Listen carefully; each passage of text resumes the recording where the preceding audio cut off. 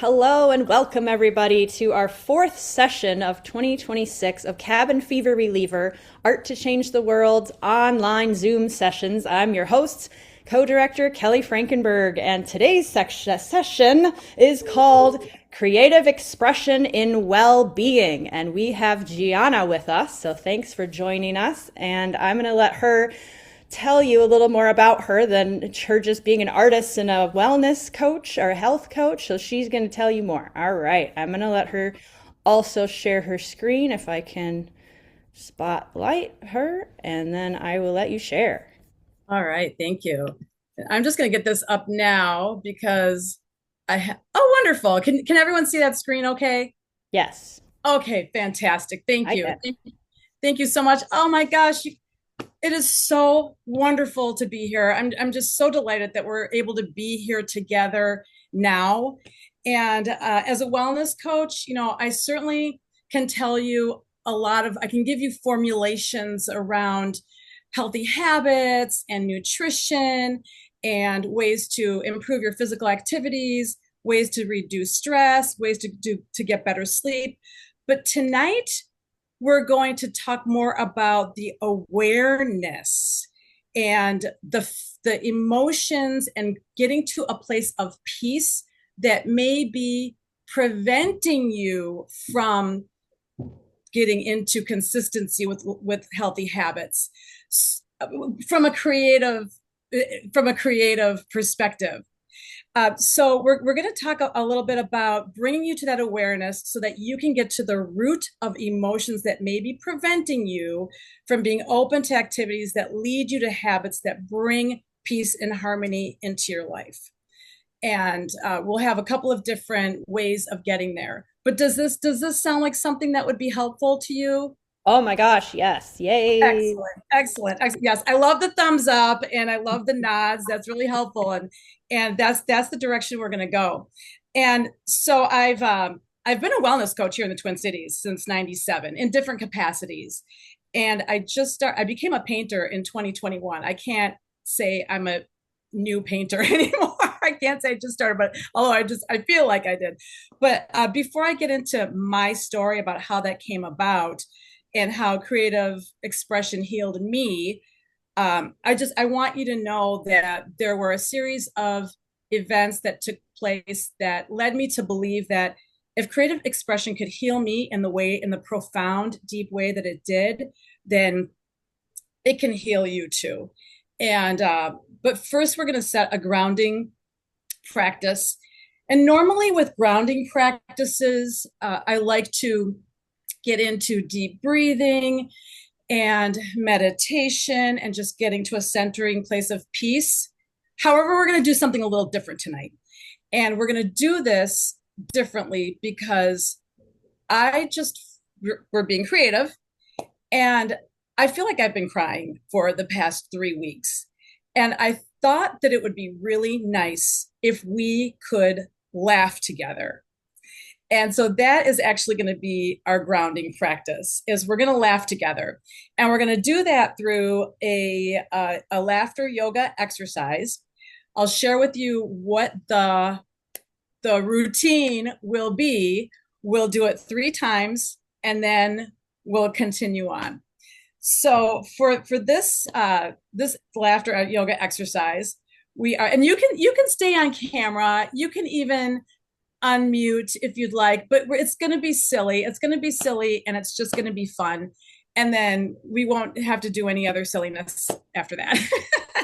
But we're going to just say ha ha ha. Very good, very good. Yay! And we'll do that series 3 times. So we're starting with 3 ha's, then rolling into laughter, and then very good, very good. Yay! All right. So here we go.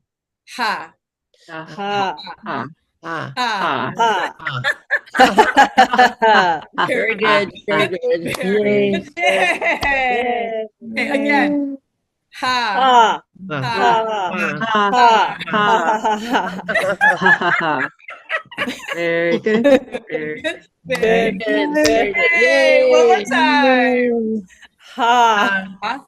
Ha. Ha. Ha. Ha. Very good. Very good. Good. Very Yay. good. You're Yay. good. Okay. Yay. You know what? So good to laugh with you. Thank you. Thank you. And we know that laughter decreases cortisol, reduces stress. It just provides it through research, through evidence-based medical research, and just provides a better centering around well-being. So as we move through the evening, please know that the intentions here are to create awareness around curiosity, kindness, creativity, and care for our body and soul.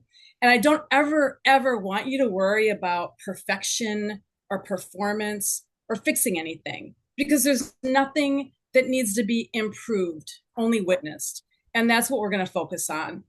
And we're also going to focus on the core theme really of creativity and well-being is it's an act of sacred self-love, and not the ego-based self-love, but we're talking about being rooted in acceptance, grace, unconditional love, and the kind of love for ourselves that says, I'm allowed to care for myself exactly where I am. It's not beating yourself up. It's not putting everybody else first and emptying your cup. It is about filling your cup so that you can be strong and available for everybody else as they need you and as you need to be. So from that grounding place, we're going to take a look at why creative expression is such a powerful healer.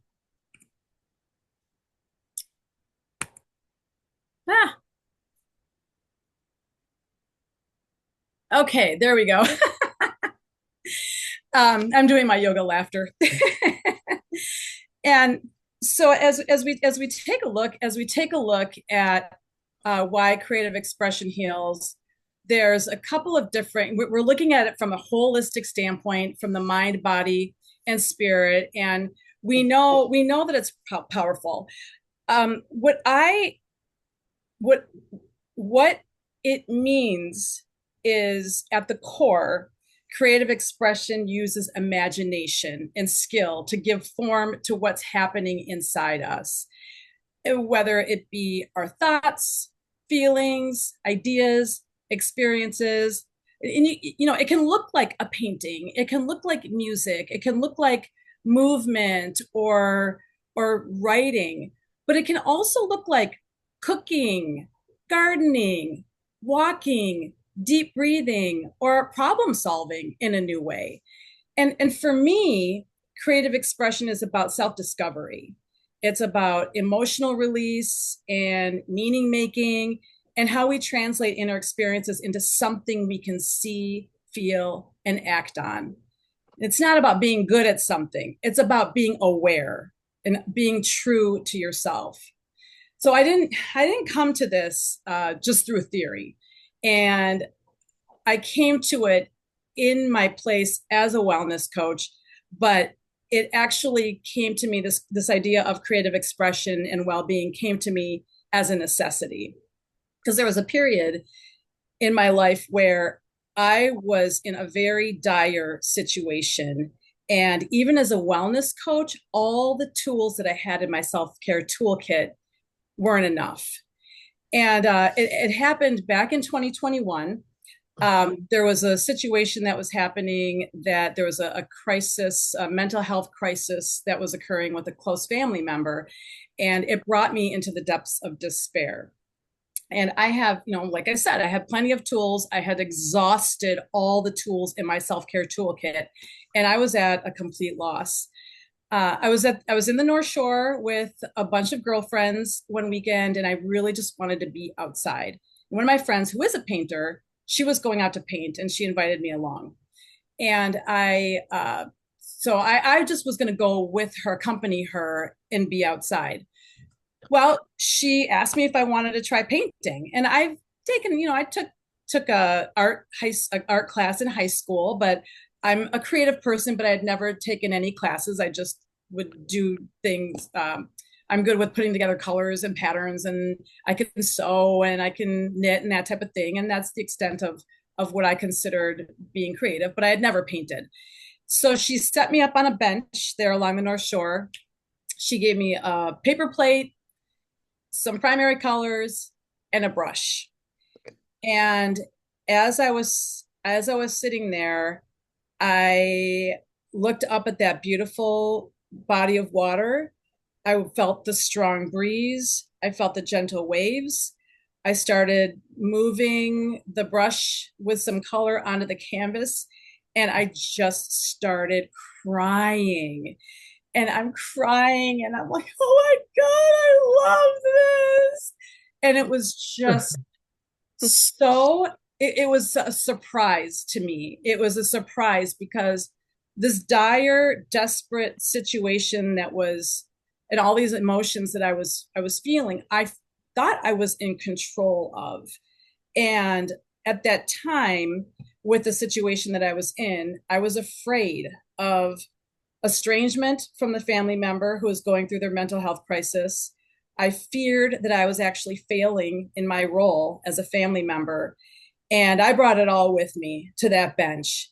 And it was in that pause of the first stroke, that I surrendered all of my emotions to those waves and to the sun and to the brisk wind. And I paused, I observed and acknowledged those emotions, and I just surrendered it all. And what came out of that was love. All those emotions were acknowledged and then transmuted. And the anger became joy. The sadness became love. And the fear became peace. And I have the painting that actually I'm going to grab it just a second.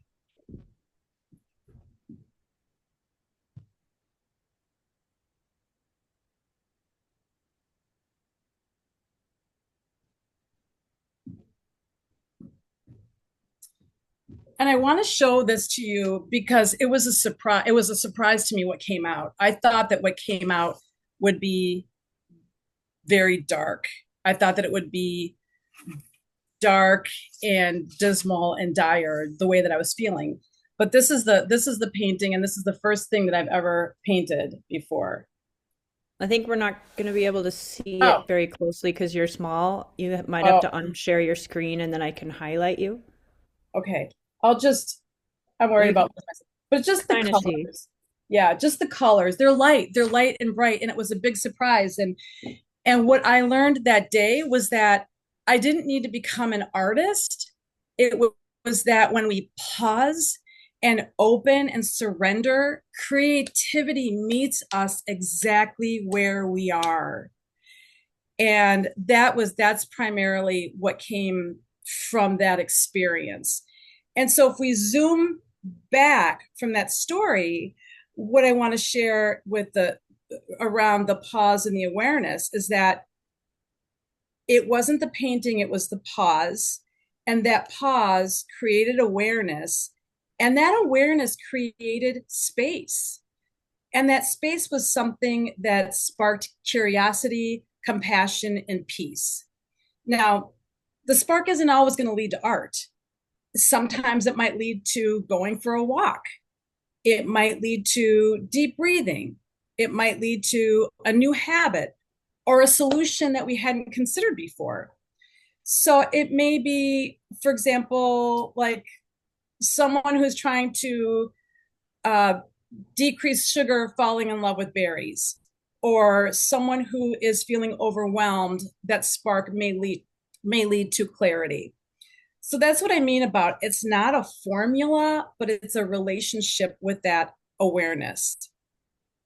And regarding the mind, body, spirit, when we take a look at how it works for the mind and the nervous system, when we create, our nervous systems receive a powerful message that I'm safe. I'm safe enough to play. And the creative flow lowers stress hormones, and it gently lifts us out of fight or flight mode. And we've heard a lot about that, during this season that we're in right now. But it also creates a calm and connection. And when we talk about how creative expression works for the body and the heart, we're looking at how stress lives in the body, but creativity helps move it through instead of being stuck. And that's why people feel lighter or calmer after creating. I mean, did you feel wherever you came from when you came into this session and we laughed, didn't you feel lighter, even though it's like, oh my gosh, this is so silly, but you just feel lighter. And even if you're having a crying, you're crying and you start laughing, it is uplifting. And so that's how it helps us feel. Creative expression helps us feel like we're being held by something larger. It can feel like prayer or meditation or listening and remembering that we're not alone.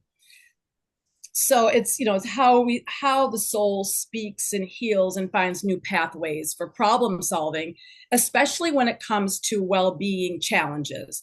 So all of this can be translated into whatever habits, whatever consistency you're trying to build in your own life. And so I want you to just take a minute. I want to invite you to just take a minute and reflect, and you can answer out loud if you want to, but it's not necessary. But have you noticed that when you're calm and peaceful, insights or solutions seem to appear more naturally? And if you notice that, is there anything that you might, like if you're walking or showering or in nature, there are times when you're just at peace and all of a sudden, oh, this idea pops in your head of something that you may have been struggling with, that all of a sudden that you arrive at a solution that may not have been something that you would have considered before. Does anyone want to come off mute and share something that might resonate? Well, I heard that when you're bored, that's when all your great ideas come, and I think that that's the same thing, because when you stop and not do anything for a second, you're bored, you have that space and time to just sit there for a second and then let thoughts come to you instead of you forcing in thoughts. Yes. Right. And then that's when, oh, wow, I could do that. Or, oh, that solves that problem. Right. Yeah. Or you just feel peaceful enough to just think at a different level. Yes, exactly. That's a great reference, Kelly. And when you're bored, because we need to take that pause, and that is what I love so much, because that's that situation that I was in, that I had referred to back in 2021.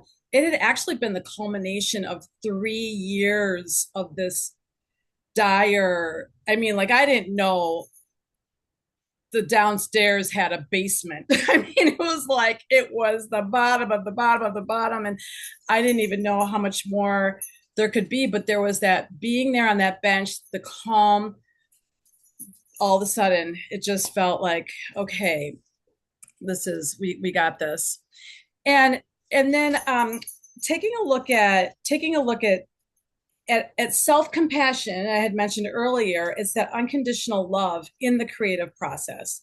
So this is where we're giving ourselves permission to look at it. It teaches us how to be gentle, and it teaches us to, we may be aware of or approach our health and our habits and our emotions with a little bit of pressure, like the idea that if we just try harder, or if we just work out harder, if I just do more steps, or if I just eat less sugar, or if I just do this, then I'm going to get it right. But no, it's just about giving yourself grace. It's about giving yourself grace and a space where you're loving yourself and meeting yourself where you are. So you're not fixing anything. You're just inviting yourself to be with yourself. And over time, you probably notice that there are things that you can still do, but you just may have to do them a little differently. And my example with that is I used to be a personal trainer, and I used to teach group fitness classes, and they were high intensity classes. And there was a season of my life where it was like, yeah, we're doing this. And I was running marathons and all those things, and doing teaching multiple classes in a day of all different types. And now the idea of that, the 10 years later, the idea of that makes me anxious.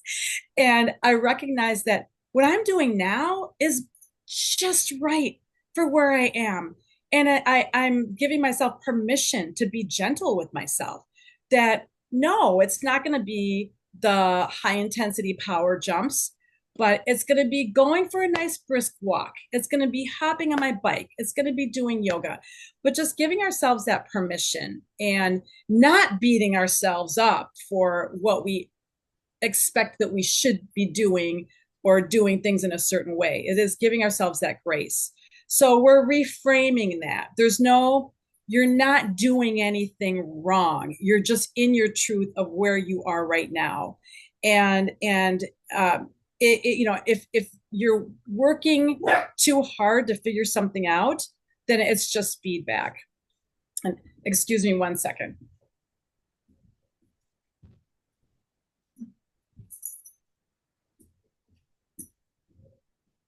Thank you. So we take a look at how our emotions can be our teachers, and that this is in relation to that kindness and that self-compassion, and what are our emotions there to teach us? What are we looking to learn from them? As I had mentioned to you when I was on that bench, the anger that turned to joy and the sadness that turned to peace. And so when we're feeling something, what our emotions they're not there to punish us, but they're here to teach us. And so they're giving us information, and they're trying to actually protect something that they're telling us something about something that we might be trying to protect of ourselves. So when we look at just I want to share with you this framework that I created. And if you have a pen and paper, this is something that I didn't include on the slides that I want to share with you. And you could jot down this framework, but it is around pausing and observing, pondering and acknowledging, and then creating.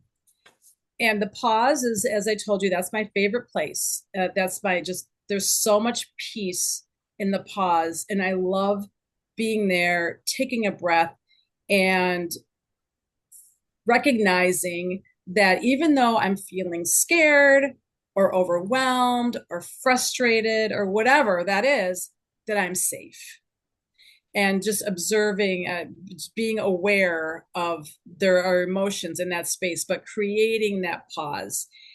And then recognizing that there are emotions flooding in, then observing, what are they? Just observing them in the moment, the thoughts, the sensations.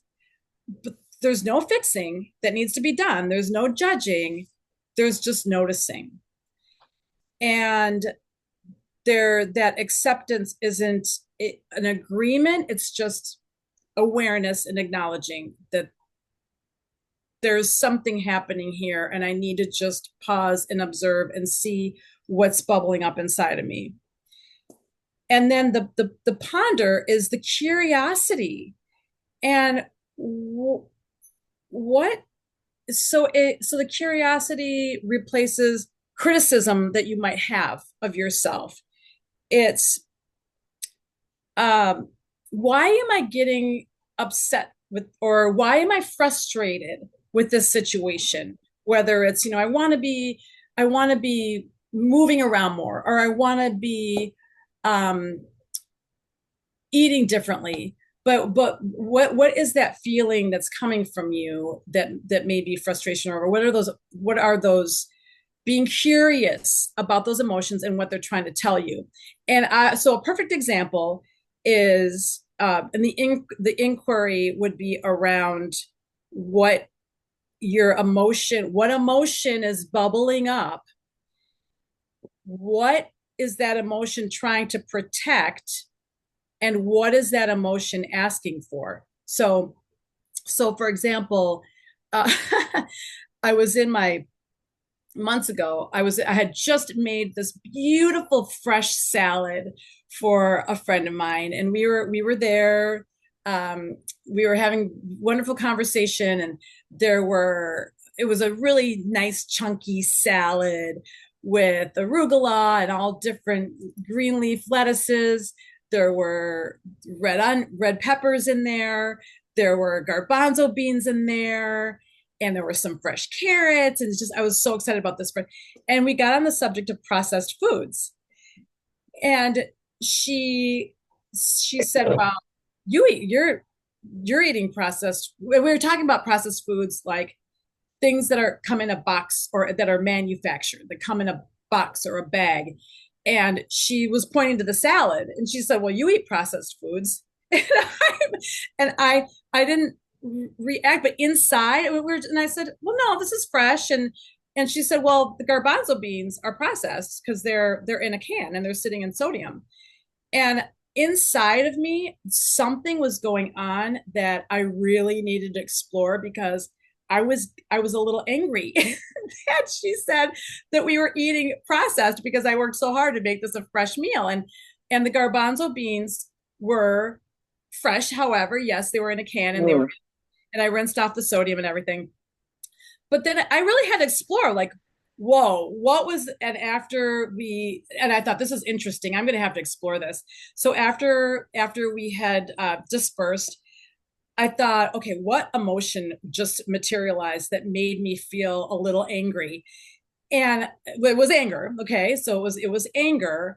And then I thought, well, what is this anger trying to protect? And it was that I felt like my expertise in wellness was being challenged or being questioned.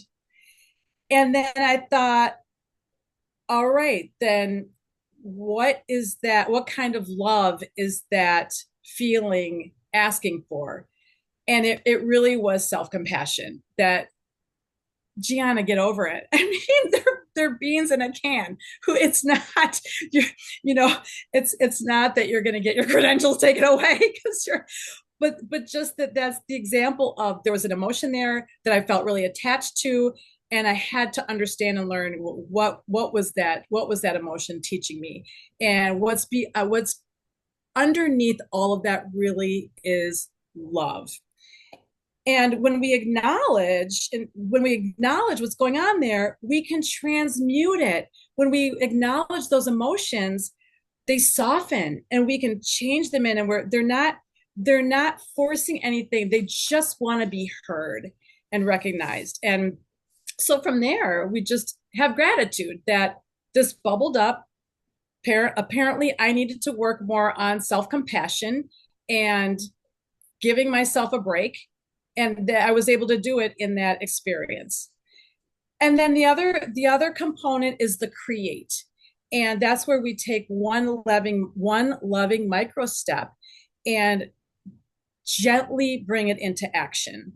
So for example, if there is something that you're working to build a practice around, as far as a healthy habit, and you want to build consistency, but you're challenged with that consistency, then consider what might be one small loving step that you can take for yourself. And it could be, an example might be, add one vegetable, walk for 5 minutes, because that's realistic. Go to bed 10 minutes earlier if you're looking to get a better night's sleep. If you want to just have some decompression time, jot something, pick up a pen, open a book. But what might that be? What is that one little micro step that doesn't make the whole habit that you want to jump into feel so overwhelming? And then take a look at yourself through grace and acceptance and unconditional love, and celebrate what you are doing for yourself. Celebrate those little wins, because those are really important, and they do matter. And So just giving you some ideas, and you're coming in with your own ideas of things that you may want to work on with your well-being, but just giving you some inspiration. That's really what these bullets are designed to just give you some inspiration and to help you identify some areas that you may consider that you want to adjust or you want to adapt. And so if we take a look at not adding more to your to-do list, but how do you weave in this care that you want to, your self-care, into what you're already doing? And how do you let creativity become a companion and not a, oh, I have to do this today? So just taking a look at, like, in the morning, what's a morning routine or a morning ritual that you might want to put into place to set the tone for the day? Is it doodling something? Is it journaling? Is it reading some positive, uplifting sources? Just what is that for you? Is it deep breathing and meditation? What is that for you? And then what is there during the day that you might consider that you want to build a break around, or when you're having a break that you might want to consider putting into place? Maybe then again, it's deep breathing or gentle stretching or folding. Maybe it's folding laundry. Just what is that ritual that you can incorporate that's going to help you continue to be gentle with yourself and accomplish some things that you may want to be putting into place. And then nourishment. I mean, just the mindfulness of your nourishment and taking a look at how you creatively address your nourishment. And mindfulness is really important. I mean, just slowing down and enjoying the meal, enjoying the company, having a sip of water in between. And that's a practice, if there's concerns about portion sizes or the volume that you're eating, if you slow down and you're more mindful about your meals, that's within 20 minutes, you're allowing your food to digest when you eat slowly, and then realizing that after 20 minutes, whatever is still on your plate, you don't need. You've nourished yourself with what you need. And so just considering, what does that look like? Being mindful about the timing and the pace of what you're eating, the meals, making them colorful, noticing, as you're taking your time with your meals, noticing the texture and the color and the aroma, and just appreciating what you have there in front of you on your plate. And then the end of the day, what routines you have around, what nighttime routines you might consider putting into place to decompress and to signal to your body that it's time to rest. Again, is that reading something? Is it, getting off all your electronics and doing deep breathing or visualization, or just doing some things, getting your pajamas on, brushing your teeth? What are those things that signal to your body that it's time to decompress and relax? And maybe there's some positive reading, some uplifting, inspirational quotes or messages to give yourself a good night's sleep and to give you a nice, calming, peaceful night's sleep. And then when we take a look at building a plan for yourself around some of these components, and just how would you integrate them into your day? So if you reflect on what stood out to you through this conversation, and what emotions or insights are most alive in you right now? Was there something that resonated with you, as far as some emotions that might be preventing you from taking steps that you would want to put into place to being more healthy? And if you're comfortable and you want to have a conversation, you're welcome to hop off mute and let me know or ask me any specific questions in particular about anything that may has may have may be standing out right now that you would want to consider that, oh yeah, I've been wanting to do more of this and I just feel stuck and I haven't been able to come up with a creative way to take that next step. But do you have anything that you'd want to share and get some insight around? And it's okay if you don't. I have a question if no Sure. one else wants to say anything right now. Um, so I kind of the last few years been struggling with like eating and being full and eating fast and I was listening to this thing about these people in Japan who practice like stopping eating before they're full and they do that like every meal. They never feel full, they just stop eating and I'm like I don't think I could do that. And then when you say eat slower, like I know what you mean, but sometimes I feel like it's like I'll eat something and then I'll wait a little bit and then I'll eat something else. Like is that as effective or not? Because I'm not eating slower. I just took a break between stuff. Well, that's okay. If you have what I would recommend is to if this is a challenge for you, I would recommend to measure out what a proper portion size is for what you're eating Hmm. and making sure that it's the right balance. And what that looks like is half of your plate is going to be a veggie, and then a quarter of your plate is going to be a protein, or it can be a little more. Protein's good because it keeps you feeling full longer, and that's slow to digest. So making sure that you're getting plenty of protein, and then the other quarter is whatever healthy carb or healthy grain would be. And so if you first of all looking at how you have your plate mapped out, and if it's well balanced, then just taking your time with what's in front of you.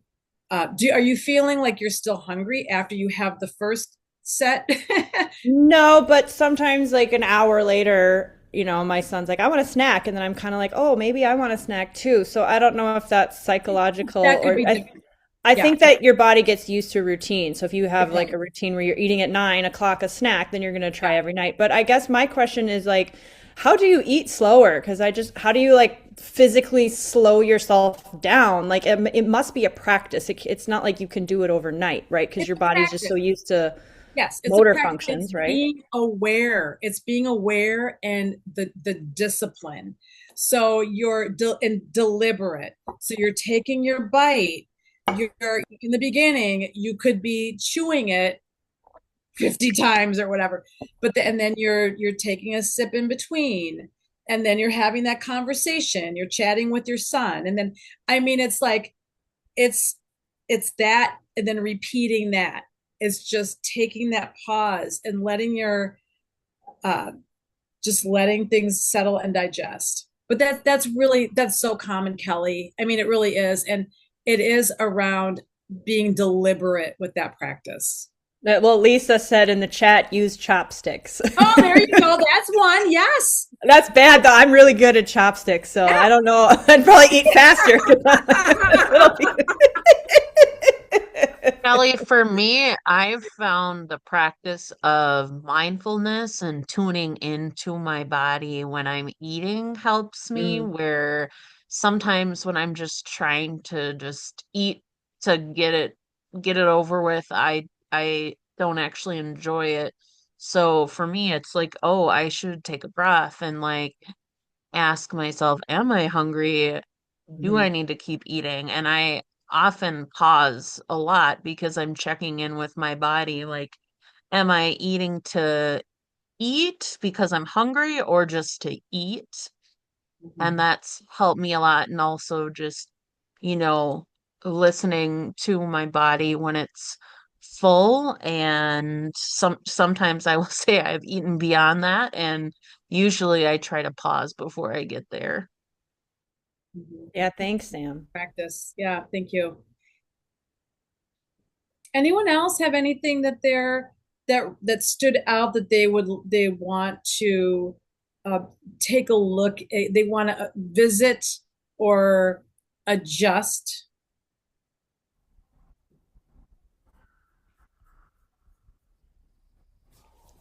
Okay. I started a Tai Chi yoga type thing, qigong and tai chi thing, and it's like 10 minutes a day, and I've done it 3 days now in a row, and I feel like it's really good for me, and so That's that's something I may continue.